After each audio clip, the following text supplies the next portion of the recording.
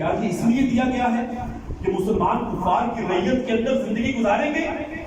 اور ان سے ان سزاؤں کی جاری کرنے کا مطالبہ کریں گے؟ سورۃ التوبہ کے اندر اہل کتاب سے جزیہ لینے کا حکم،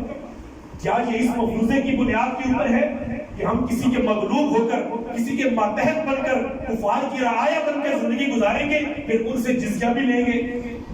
کہ ہم تمہاری حفاظت کا ذمہ ہم اٹھاتے ہیں، جزیہ ہم کو دے دو؟ غور کیجئے تو یہ قرآن کی ایک ایک آیت ہم کو بتاتی ہے کہ صرف مدنی صورتوں کے اندر نہیں، مکی صورتوں کے اندر بھی قرآن کے سامنے ایک واضح نصب العین نظر آتا ہے۔ قرآن آپ کو ایک واضح پیغام دیتا ہوا نظر آتا ہے کہ جس چیز کو میں لے کر آیا ہوں، جو نظام میں لے کر آیا ہوں، جس نظام کی میں دعوت لے کر آیا ہوں، وہ کسی کے نیچے رہ کر، کسی کے ماتحت رہ کر، کسی کا مغلوب بن کر، کسی کا محکوم بن کر کسی صورت میں نازل نہیں جاری نہیں رہ سکتا۔ وہ جو قتال کا حکم سورۃ البقرہ کے اندر دیا گیا، کیا وہ اس مفروضے کی بنیاد پر ہے کہ مسلمان کافر ملک کی کافر فوج کے ساتھ بھرتی ہو جائیں گے اور پھر انہی کے ساتھ قتال کریں گے؟ عقل کے دروازوں کو، شعور کے دروازوں کو وا کر کے اگر قرآن کو پڑھیں گے تو ایک ایک لفظ ہم کو بتائے گا یہ جو واضح دستور لے کر آیا ہے، جو واضح منشور لے کر آیا ہے، جو واضح پیغام لے کر آیا ہے، اس کی حیثیت قطعاً ایسی نہیں ہے کہ ہم کسی غیر قوم کے ماتحت ہو کر، ہم کسی غیر قوم کے اصولوں کو مان کر، ہم غیر قوموں کے دستور کو مان کر، ہم غیر قوموں کے منشور کو مان کر زندگی گزاریں۔ یہ قرآن تو اپنا نظام حیات دیتا ہے۔ یہ قرآن بتاتا ہے کہ میرے ماننے والوں، میرے حرام کو حرام سمجھو، مجھ پہ ایمان لانے والوں میرے حلال کو حلال جانو، مجھ پر ایمان لانے کے دعوے داروں میری شریعت کے نفاذ کی بات کرو، مجھ پر ایمان لانے کے دعوے داروں میرے دیے ہوئے معیار، سٹینڈرڈ، عدل اور انصاف کے ترازو کو نصب کرنے کی بات کرو۔ تو اس کے لیے بہترین مہینہ ہے رمضان المبارک۔ رمضان المبارک آ رہا ہے، پکارتا ہوا آ رہا ہے، رحمتیں اور برکتیں لیے ہوئے آ رہا ہے کہ مسلمانوں آؤ اور جانو اس مہینے کے اندر قرآن کو کھول کر پڑھو اور سمجھو، اور اپنے آپ کو اس بات کے لیے آمادہ اور تیار کرو کہ میں پوری زندگی میں اللہ کسی ایسے کام کے لیے اپنے آپ کو رضامند نہیں کروں گا جس کو کرنے سے تو نے اور تیرے حبیب صلی اللہ علیہ وسلم نے منع کیا، اور زندگی میں کسی ایسے کام کو کرنے سے پیچھے بھی نہیں ہٹوں گا جس پر چلنے کا حکم اللہ اور اللہ کے رسول صلی اللہ علیہ وسلم نے دیا۔ یہ رمضان کا مہینہ پکارتا ہوا آ رہا ہے، یہ رحمتیں، یہ برکتیں، یہ سعادتیں، یہ فضیلتیں ایسے ہی نہیں مل جائیں گی، اپنے آپ کو آمادہ کرنا پڑے گا، تیار کرنا پڑے گا لعلکم تتقون کے لیے اور ھدی للمتقین کے لیے۔ اس رمضان کے اندر اللہ سے دعا کرنی ہے کہ اللہ ہمارے دلوں کے اندر تقویٰ کی اس صفت کو پیدا فرما دے جس کے نتیجے میں ہم قرآن کی امانت کو حق ادا کرنے کے اہل بن سکیں۔ کیوں؟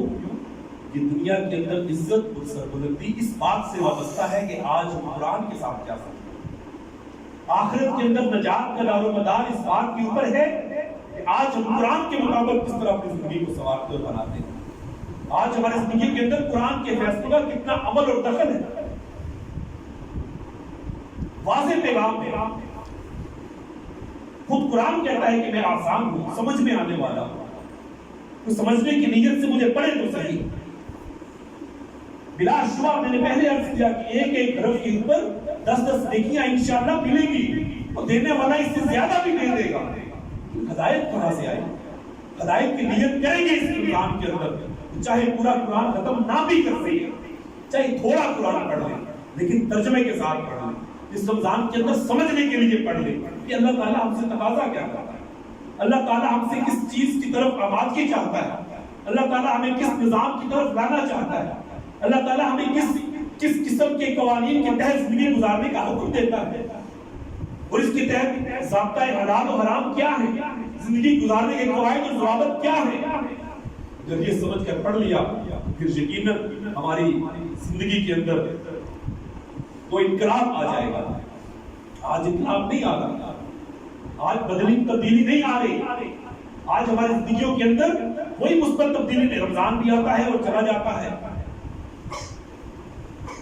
لیکن اس کے باوجود ہمارے طرز عمل کے اندر اگر کوئی تبدیلی نہیں آتی تو اس کی وجہ یہ ہے کہ آج ہمارے سرگرمیوں کا رشتہ اس مقصد کے ساتھ کٹ چکا ہے جس مقصد کے لیے اللہ نے روزے فرض کیے۔ جو مقصد قرآن کا مقصد ہے وہ کیا ہے؟ ہم اس قرآن کے مطابق اپنی زندگی کو ڈھالیں گے، اس معاشرے کو قرآن کے سانچے کے اندر ڈھالیں گے، قرآن کو دعوت خدا کے بندوں تک پہنچائیں گے۔ خطبہ حجۃ الوداع کے موقع پر نبی اکرم صلی اللہ علیہ وسلم نے اتنے بڑے مجمع کے سامنے کھڑے ہو کر گواہی دی تھی، کیا میں نے اللہ کے دین کو پوری شکل میں تمہارے تک پہنچا دیا؟ سب نے کہا تھا اللہ کے رسول آپ صلی اللہ علیہ وسلم حق ادا کرتے۔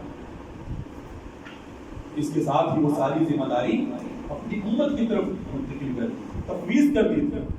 کنتم خیر امۃ اخرجت للناس تأمرون بالمعروف وتنہون عن المنکر وتؤمنون باللہ۔ سید مودودی رحمۃ اللہ علیہ لکھتے ہیں کہ فہم قرآن کی ساری تدبیروں کے باوجود انسان قرآن کو نہیں سمجھ سکتا۔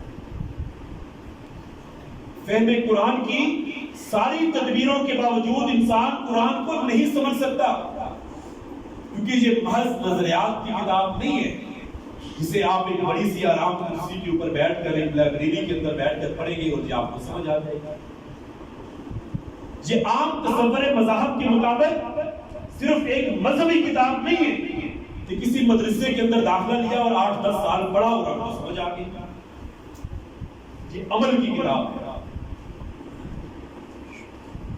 یہ دعوت کی کتاب ہے، یہ تحریک کی کتاب ہے، اور اس کتاب نے آتے ہی ایک نیک نہاد ہستی کو تنہائی کے کوششوں سے نکال کر اللہ سے بھری ہوئی دنیا کے مقابلے کے اندر لا کر کھڑا کر دیا۔ پھر دنیا کے کونے کونے سے پاکیزہ نفوس کھینچ کر دائی حق صلی اللہ علیہ وسلم کی مبارک برکتوں والے جھنڈے کے نیچے سب کو جمع کیا تھا۔ ایک ایک قدم کے اوپر تحریر کے ڈھنگ اور تعمیر کے نقشے سکھائے تھے۔ بھلا کیسے ممکن ہے کہ میں اور آپ اس راستے کے اوپر قدم ہی نہ رکھیں، میں اور آپ اس منزل کو اپنی منزل ہی نہ سمجھیں، میں اور آپ اس راستے کو اپنا رستہ ہی نہ سمجھیں، میں اور آپ اس مقصد کو اپنا مقصد حیات سمجھیں ہی نہ، اور قرآن ہمیں سمجھ آ جائے گا۔ ہم نے جو عمل کی زندگی کے اندر اس قرآن کی ہدایت کو اپنانا ہے، جس طرح دعوت دین کے حق میں، دعوت دین کے رستے میں، دعوت حق کے راہ میں جس طرح قرآن ہدایت دے اسی طرح سے اپنے قدموں کو آگے بڑھانا ہے۔ تو پھر آپ دیکھیں گے کہ آپ کے رستے میں بھی بدر اور احد جیسے مارکے بھی آئیں گے، آپ کے رستے کے اندر بھی طائف کی واقعہ آئیں گی، آپ کو بھی ابو جہل اور ابو لہب جیسے کرداروں سے واسطہ پیش آئے گا۔ سابقین الاولون سے لے کر مؤلفۃ القلوب تک تمام کے تمام کردار آپ کے سامنے بھی آئیں گے، منافقین جیسے لوگ بھی آپ کے راستے میں آئیں گے۔ تو پھر اس قرآن سے ہدایت لیتے جائیں گے، آگے قدم بڑھاتے جائیں گے۔ اس سلوک کو کہا گیا کہ یہ ہے سلوک قرآنی، جو ایک بندہ مومن کو اس قابل کرتا ہے کہ قرآن کی آیات پر بہت آشکار ہو کر اس کے سامنے آتی ہیں، اس کو عمل کی راہ دکھاتی جاتی ہے، اس رستے کے اوپر چلنا ہے، اس حکمت اور اس اسٹریٹجی کے ساتھ چلنا ہے، اس پلاننگ کے ساتھ چلنا ہے، اس طرح سے اپنے قدموں کو آگے بڑھانا ہے، جس کے نتیجے میں انسانیت کی فلاح حاصل ہوتی ہے، جس کے نتیجے میں ملت کی بقا حاصل ہوتی ہے۔ پھر آج میں اور آپ بھی یہ دعا کر کے اٹھے کہ گھر جا کر تاکوں میں سجے ہوئے اس قرآن کو اٹھا کر اپنے دل میں بسانے کو، کتابوں میں محفوظ سنت کو، سنت نبی صلی اللہ علیہ وسلم کو اپنے سینے میں بسانے کے لیے، اپنے عمل میں جگانے کے لیے، انسانیت کی فلاح کے لیے، ملت کی بقا کے لیے اپنے آپ کو تیار کریں گے، اور اس قرآن کی روشنی کو، اس قرآن کے پیغام کو اپنے اندر ایسے جذب کر لیں گے کہ پھر ہماری روشنی سے، ہمارے جیسے کرداروں کی روشنی سے جہاں رسول منور ہو جائے، اور اگر خدا نہ خواستہ اس کا الٹ ہوتا ہے پھر قیامت کے دن اللہ کے رسول صلی اللہ علیہ وسلم ہمارے خلاف نہیں، اللہ کی عدالت میں یہ دعویٰ لے کر کھڑے ہو جائے، قال الرسول یا ربی ان قوم اتخذوا هذا القرآن مہجورا،